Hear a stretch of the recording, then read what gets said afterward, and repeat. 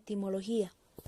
La etimología de la palabra hermenéutica proviene del verbo griego hermenéuticos, compuesto de hermeneu, que quiere decir yo descifro, tecné, que quiere decir arte, y el sufijo ticos, que quiere decir relacionado a.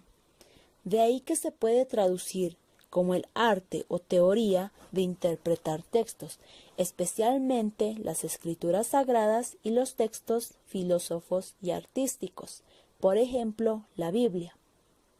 Origen. Nace durante el siglo XVII y XVIII. Está relacionado con Hermes, quien en la mitología griega era el mensajero de los dioses y además se encargaba de transmitir e interpretar los mensajes divinos a los hombres. Los estudios de carácter hermenéutico se hallan en la teología cristiana, donde se distinguen dos interpretaciones diferentes de la Biblia, uno que es el literal y el otro el espiritual. El literal es el que se lee en palabras de la Escritura, pero requiere definir el sentido preciso de los textos tal y como han sido producidos por sus autores. El espiritual se divide en tres sentidos.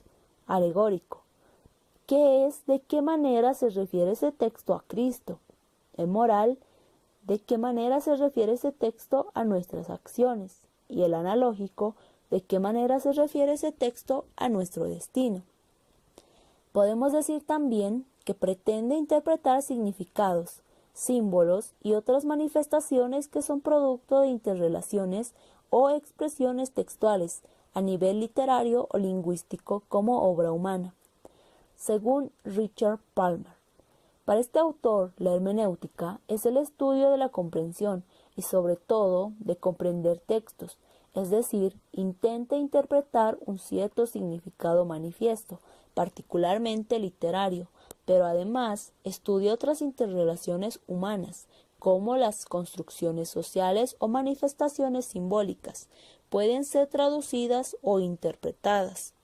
Por tanto, la hermenéutica traduce las construcciones humanas como comprensión específica de las realidades de la interpretación que manifiesta las experiencias humanas, expuestas en significados, símbolos y otras articulaciones, que permite al hombre o colectividades manifestarse como tales. Además, significa un soporte teórico para otras disciplinas, como las ciencias sociales, la sociología, la psicología, la antropología, el trabajo social, entre otros. Principales representantes de la hermenéutica: Friedrich Schleiermacher, Wilhelm Dilthey, Martin Heidegger, Hans Georg Gadamer. Friedrich Schleiermacher fue un teólogo y filósofo. Este autor criticaba la hermenéutica por su carencia de unidad. Él propone una serie de principios básicos para interpretar. Wilhelm Dilthey fue un filósofo, historiador, sociólogo, psicólogo y estudioso de la hermenéutica alemán. Este autor nos dice que toda expresión de la vida humana es objeto de interpretación. Además, convierte a la hermenéutica en un método general de la comprensión y de sistematización de procedimientos formales.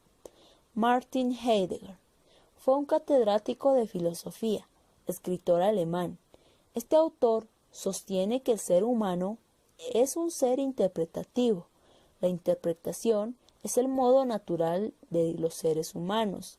Además, sostiene que el sujeto no puede separarse del objeto. Hans Georg Gadamer, filósofo alemán. Este autor piensa que no podremos nunca tener un conocimiento objetivo del significado de un texto o de cualquier otra expresión de la vida psíquica. Procedimiento de la hermenéutica. La hermenéutica pasa por tres fases.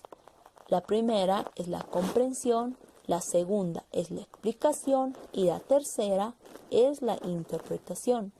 Estos tres pasos, a su vez, se retroalimentan entre ellos, es decir, que llegan a formar un círculo donde continúa en esa línea, como podemos ver en esta imagen. La hermenéutica y el trabajo social.